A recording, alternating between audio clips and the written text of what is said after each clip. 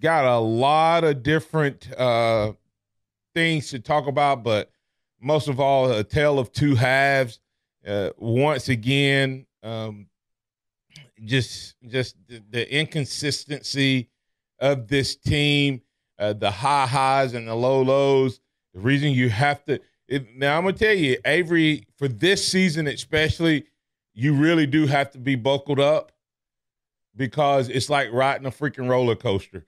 I mean, with a lot of ups and downs and highs and lows and twists and turns. And unfortunately, Alabama comes out on the wrong side of the twists and the turns once again. You know, the sad part about the last four games is Alabama's defense has improved. But the record, they're still, the same. It's still that 4 consecutive games, Alabama has held their opponents. Even a South Carolina team that was more offensive-minded team, Alabama has held their last 4 opponents to under 60. Okay? To under 70 points, 4 games in a row.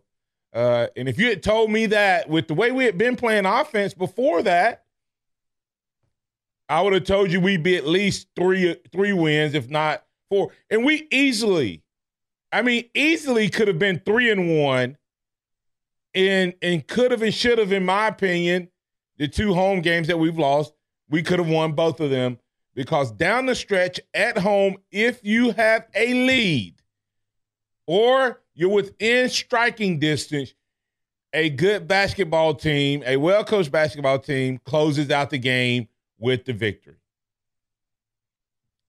So what does that say? Either we're not well coached or we're not a good team or a combination of both.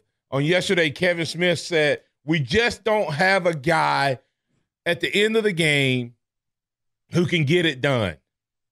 We just don't have that, just think about this, okay?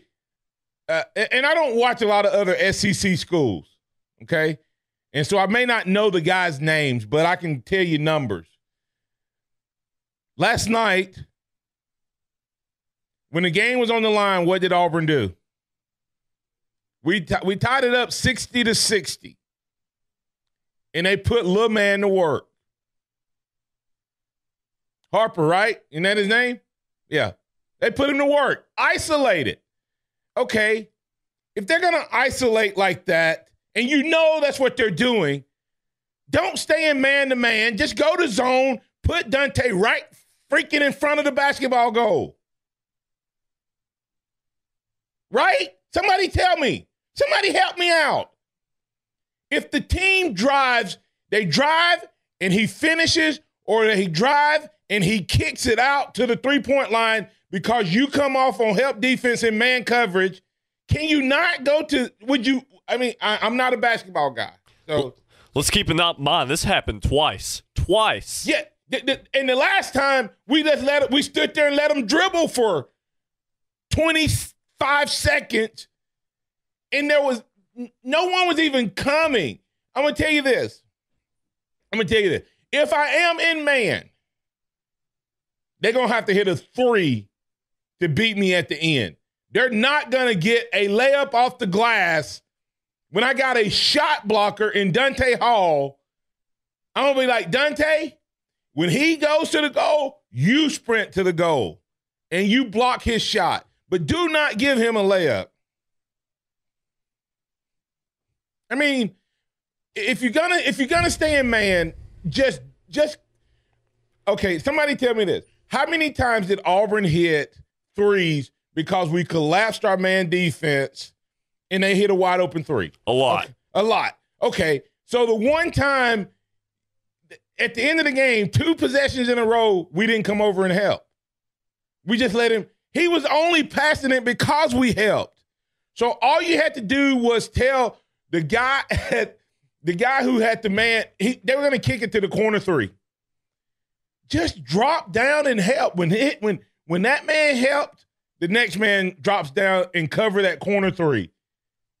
He wasn't kicking it back out. He was kicking it to the corner. But just make them hit a three. In that pressure situation, make them hit a three. What kills me is we basically had our best defenders out on the court. That was our best defenders. It doesn't matter. You can have your best defenders on the court, Aubrey. If you got one man, one-on-one that I can take to the hole, it doesn't matter if you got four other guys if there's no help defense. Okay? So that was one. Like I said, I'm not a basketball guy. I'm just a frustrated big man, okay? That didn't get enough height to play the game. I think there's one key play in the game. I could even remember Chris Stewart talking about how what you mentioned may have been Jared Harper, one of the Auburn perimeter players driving to the hole, and Chris specifically mentioned Dante Hall not rotating over. And down the stretch. Okay, so that's one thing. Change the defense at the end of the game. Somebody help me out now. Good, bad, and ugly. We're still looking for you good, bad, and ugly, so phone lines are open, 205-342-9904. I'm just on a little bit of a rant today because, to me, I'm just wondering, was it anyone other than me? Last night was one of the most frustrating losses and disappointing losses I've experienced in a basketball game. Because we were so dominant in the first half. I mean, so dominant in the first half. We had 34 points. They had 23. You know how many points we scored in the first 9 minutes? The first 9 minutes, almost the first 10 minutes of the second half. You know how many points we scored? 9. 9 points in just over 9 minutes. We scored 9 points, Aubrey. 9 points. We held Auburn defensively. We had them to 23 points in the first half. You know how many we gave up in the second half? 43. Listen, I'm going to let you hear Avery Johnson as we go to break. So y'all who are calling, I'm just going to play. Chris is having about a 3-minute conversation with Avery. I want you to listen to some of the things he says, and then we'll come back. And so you guys hold on to the other side, and we'll get to your calls. But here's Coach Avery Johnson with Chris Stewart. Coach, sorry, tough one here tonight. Yeah, tough way to finish our SEC play here at home. Just a tough one. I just thought, we were the better team. We just didn't show it in the second half. Our defense was phenomenal in the first half. And because we turned the ball over so much in the second half, we couldn't even get our defense in. 19 turnovers for the ball game. It's what they do so well, not just forcing those turnovers, but then turning them into points. Yes, in the first half, they, turned our turnovers into 11 points, and then they converted, our turnovers in the second half to 17 points. And, when you do that, then they're going to shoot, free throws. They didn't even attempt a free throw in the first half. They attempted 14 in the second half. So turnovers is just it's not good on any level. And, unfortunately, we just didn't have great ball security pretty much throughout the game. After you fell behind, you tie it up, and then they score the last 6 points of the ball game. Some tough turnovers late that really hurt you. Yeah, tough ones. Just not great execution. Even driving to the basket and came up short. But our guys, they're good guys, and we'll get back to the drawing board and figure out how we can get better. Just playing one half of basketball, especially during this time of the year, is just not good enough. One half, you were awfully good, and for a good bit of the second, Coach, it seemed, but also there were a couple of stretches where you, with an 8, 9, 10-point lead, you had a chance to maybe stretch that back out, but just couldn't find enough to turn that lead into a big lead. Yeah, we just couldn't capitalize on it, and then our defense just, suffered tremendously. And, we tried to get some lineups in there to help us defensively. But, give them credit. They came on the road and won a game in a hostile environment. Our fans were really into the game, and we just got to get better. We'll have an opportunity to do it in practice on Thursday. Hate it for the guys to lose, period, but especially the seniors. And Dante Hall, only 4 points, unfortunately, here tonight with 3 shots taken at Coleman. Yeah, they did a nice job on Dante, trying to cut off a lot of our passing angles and lobs. And there were times, maybe he was open and just didn't get the ball. But they did a nice job on Dante. It wasn't because of his lack of effort. What was the message afterwards? Because this season is not over. You've got a big one in Fayetteville on Saturday, and the goals and aspirations of this team still very much in front of them. But the time is now. Yeah, the time is now. The message was, at the end of the day, we still believe in you. We control our own destiny. We can turn this painful loss and disappointment into something special. You've had a lot of teams that really get it together at the end of the year, and we'll have that opportunity, when we go to Fayetteville on Saturday and on into the SEC tournament. We still believe that we control our own destiny, but we just got to win some games. Got to win some games. I wouldn't agree with you more. That's Coach Avery Johnson talking with Chris Stewart in the post-game presser. Coming back, we'll let you give your thoughts, your comments, your good, bad, and ugly from the game. What are your thoughts from what Avery had to say, and so much more. In the fourth quarter of today, we'll, of course, have our Christian Moment of the Week with Scotty Hollins, brought to you by Johnson & Marshall Dentistry. Stay right here. We'll be right back with more Bama Hoops post-game as Alabama fell to the Auburn Tigers at home 66-60 after having another 12-plus point lead in the second half. All right, we'll come back with more right here on the Blitz on Tide 102.9 and 100.9. All right, we're going to continue the conversation. You're welcome to call in 205-342-9904, 205-342-9904. I'm going to give you some stats out of that presser, some comments out of that presser, and I'm looking for your good, bad, and ugly. So if you want to be a part of the show, 205-342-9904. Good morning, Gregory. You're in with the Blitz. What's on your mind, man? Hey, roll tide, Martin. Roll Tide. Hey, man, I want to tell you, you know what I'm saying? You should have been the coach last night. You got so much energy, you know how to change the plays around, you know. But my thing here is everything what I've been saying yesterday, you know what I'm saying? Manage the game. My good is we had the lead. We really did. We had a good lead. My bad is we don't know how to pass and dribble, you know? It's sad. You know, yeah, you're right, Martin. It's funny because you know why? Yeah. We should have been pressing them thing on the out season. You know what I'm saying? We should have had some team challenge the player challenge each other. You know what I'm saying? Yeah. Put some type of pressure on each other on the out season. You know what I'm saying? So we won't have to deal with the pressure in the season. You know, it's like we fumble. You know, every time we get pressure on us, we start fumbling. You know, we don't know what to do. Yeah. So what I'm saying is, all right, we must then have a good off season because this thing right here should never happen. I'm proud for two reasons. I don't know too much about basketball, but I know practice makes perfect. So they're telling me we didn't have. Eric Johnson got comfortable. Perfect practice he got comfortable makes during the off season. Perfect practice makes perfect. You actually become you play how you practice. And I don't know if you guys have heard this or not, but someone told me that we don't practice on our own goals. Most of the time we practice down in the what they call the lower gym.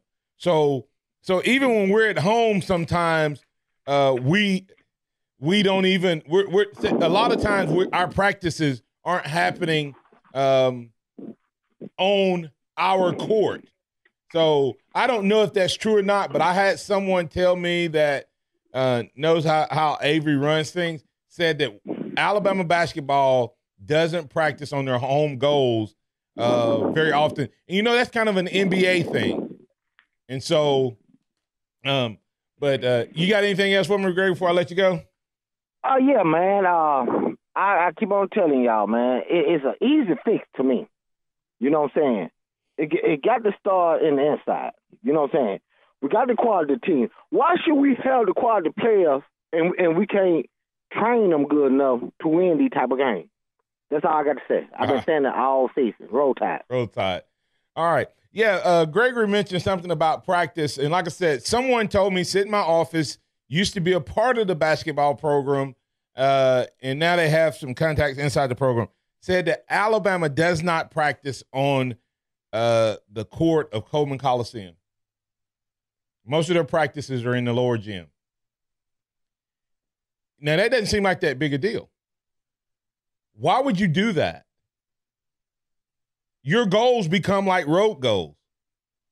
Because have you watched Alabama in warm-ups? We don't shoot in warm-ups. So if we're not practicing on our goals, and when I watched last night, I intentionally watched the game last night. And I said, I'm going to see how much they actually shoot in warm-ups. They shot a layup or they shot a three. That's all they did. No mid-range, nothing. I mean, and so if you're not shooting on your own goal in practice, you're not shooting on your goals in warm-ups, would that explain why you start off bad so often at home? Think about that for a second. I mean, we've had some bad starts at home. So maybe that's why.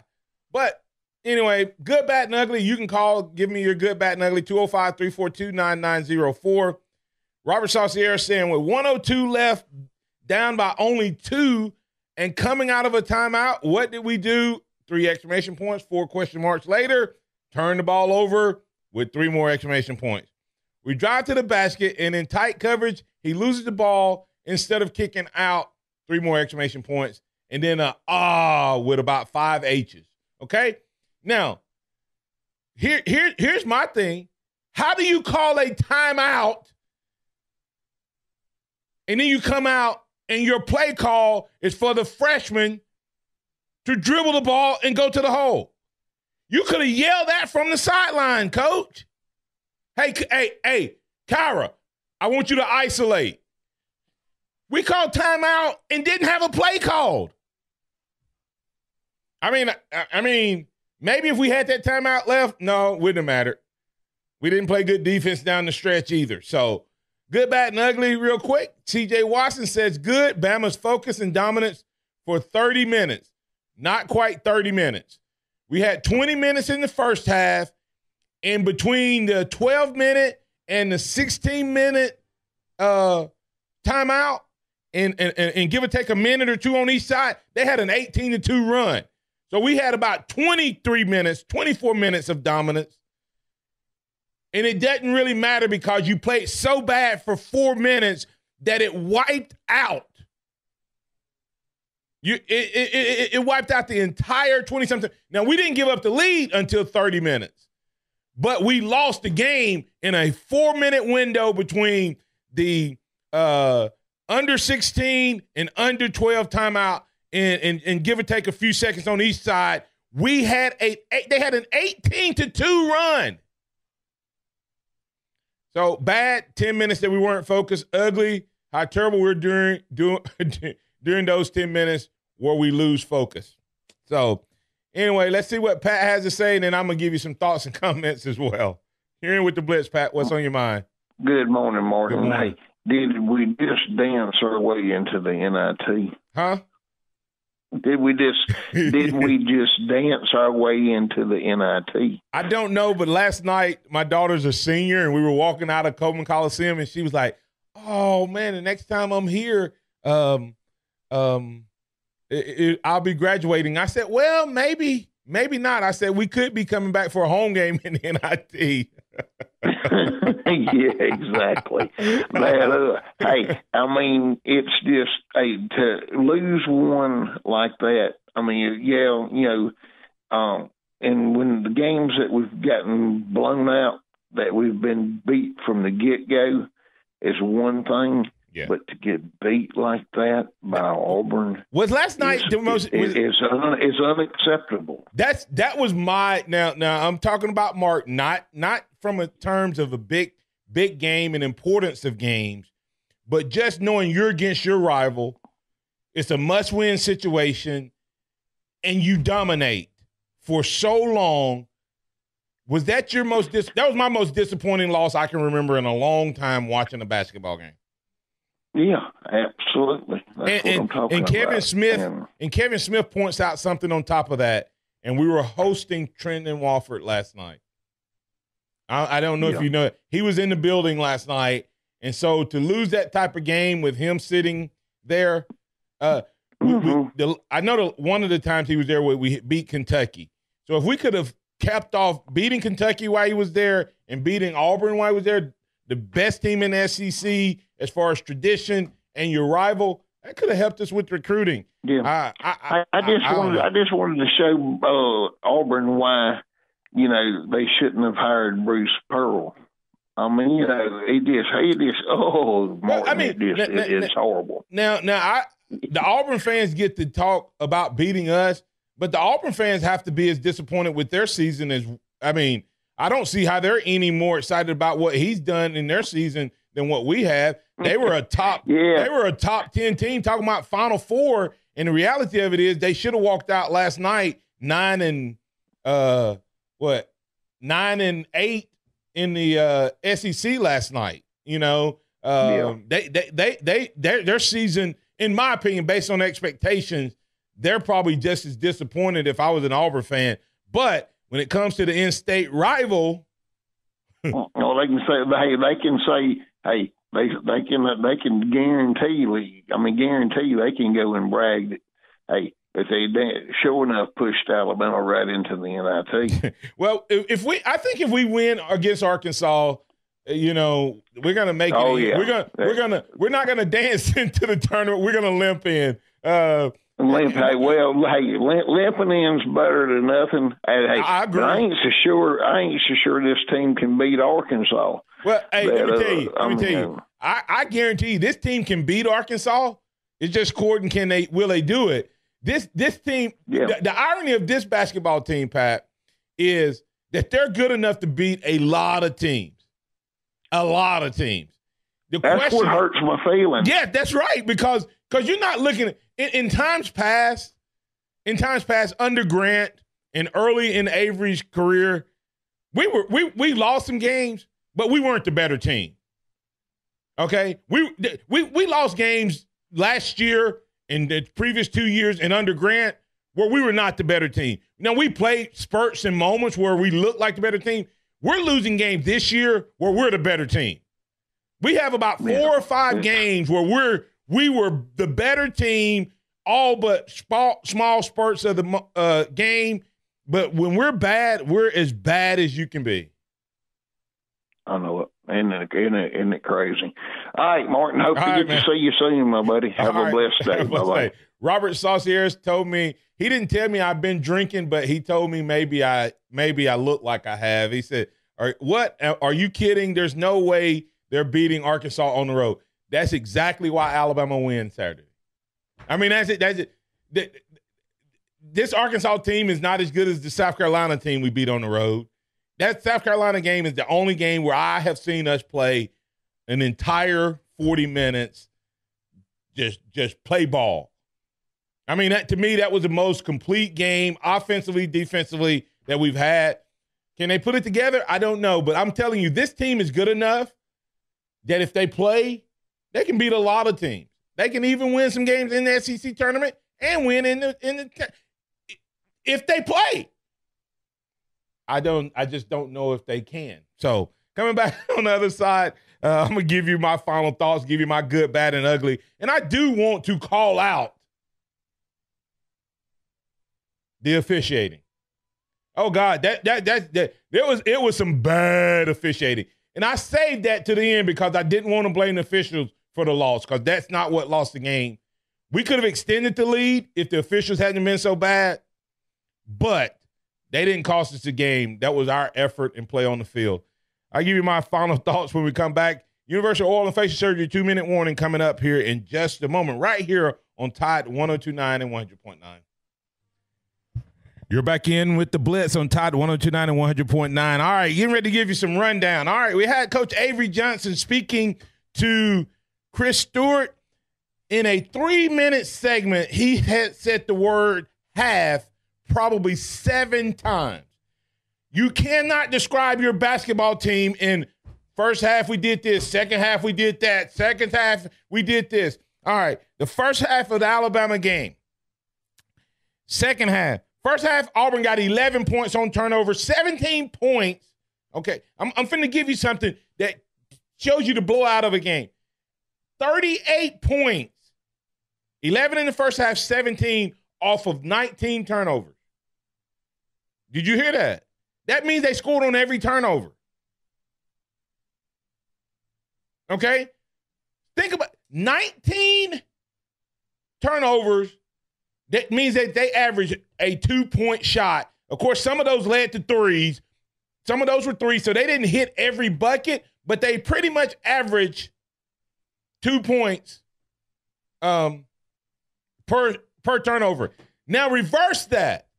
If we average 2 points per shot, that means we didn't get we took the opportunity to score 38 points off the board by turning over, and they got 38 off of turnovers. If we shot, we shot for the game 44.9%. Okay? Let me see. 19 times 2 equals 38 times 0.449. So we left 17 points on the board because we didn't shoot the ball 19 times, and they got 38. It's going to be awful tough to beat a team when you play like that. 19. All right. They shot 0 free throws in the first half, 14 in the second half. That means we were fouling on the shots because they didn't get to the bonus till after we got to the bonus. So not only were we were fouling on the shots, on three-point attempts, on layups. We were letting them get to the hole. Avery made a statement. He said, playing one half of football is not good enough at this time of the season. No, Avery, playing one half of good basketball is never good enough at any point in the season. 19 turnovers. Your big man in a game when Auburn doesn't have a single big man on the court on their roster. Auburn doesn't have a big man. Austin Wiley was not there. Spencer was their big man, and he's not a big man. Three shot attempts. Okay, they cut off the lanes. Be creative. Figure out how to get him the ball. That you cannot go into a game where a team plays all 1, 2, 3s and occasion and a 4, no big man, and get your big man 3 shots. And on the reverse of that, they played better matchup ball than we did. Every time they had a chance to get a matchup, they got the ball to Chumo Kiki. If he comes down on the post one more time and Riley Norris or Petty or Ingram is on him, hey, guess what? They're going to pass it to him. Okay? Matchup basketball, we got outplayed.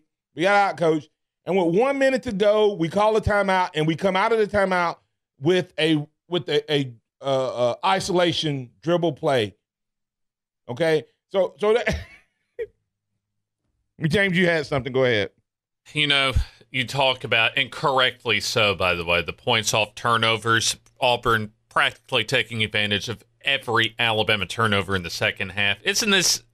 Wasn't this the exact same story in the first meeting with Auburn? 28 points off turnovers, the big reason they won down there. Yeah. Same script, different day. Yeah. And that's the challenge with this. And so Edric Bird talking about, we got caught up in playing fast with Auburn. We didn't force them into the half court. It's kind of hard to force a team into half court when you give them 19 possessions off of turnovers.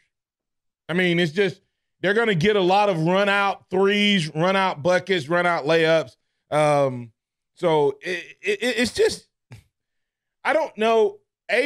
Kevin Smith says that Avery needs an offensive coach. Something has to change. Something has to change if Avery stays, and go ahead. It's the same excuse. Energy, lack of defense, horrible shots. It's the same story for the Crimson Tide almost every single loss from Avery. But it's the same thing. But it is the same thing. Right. And he keeps saying that he's going to fix it. I'm going to figure out a way to fix it. I haven't seen anything different. Well, that's the entire year. That's what I'm saying. Nothing has changed. Well, I will say this now. Last night, the coaches – actually, I did see the coaches, other than Avery, come off the bench.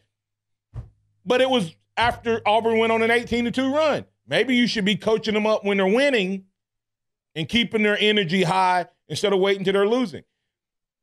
Is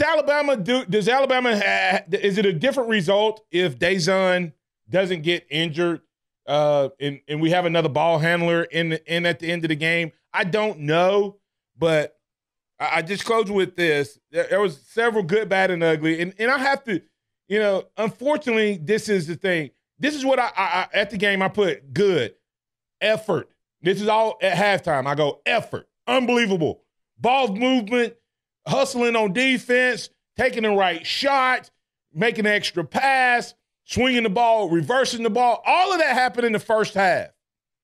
Ball movement, effort, good first half. But in the second half, it's the exact opposite. Poor effort, poor ball movement, poor shot selection. It's like two different teams. And then the bad, I call it the 12 to 16 minute window, 16 to 12 minute window, where we just look like we totally forgot how to play basketball. And officials were really bad. And I have to say this before I go off, and I'll let you close out, James. The fans booing Avery Johnson Jr. was classless. I'm going to call you out for that one. That was absolutely classless because he didn't go to Avery when Dazon has been healthy since he made the bench change. He's not played Avery. But Dazon was hurt, and he tried to go, but that's why Avery, he had to get Kyra some rest, and I thought that was classless by the Alabama fans to boo Avery, and he actually helped to stem the tide and slow down things a little bit. He didn't make his three, but that was probably that was the right shot selection. He's wide open. You take that. If it goes in, everybody goes nuts. But overall, I just thought that was really classless. But you know what? You know what makes Saban great, though, when you mentioned about the coaching staff for Avery Johnson finally doing some coaching during that run. Just go back as far as when the football coaching staff, Saban's coaching staff, is at their most intense. Just go back to A.J. McCarron's spanking when Alabama was up like 4 touchdowns against Mississippi State back in the day. Yeah, you have to keep coaching. You have to always coach. You have to be willing to push it.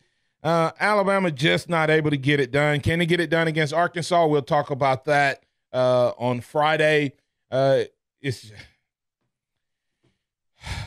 frustrating because that was a really, really hard thing.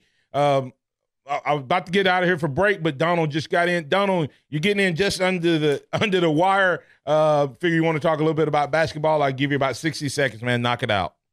No worries, Barton. No, go ahead, man.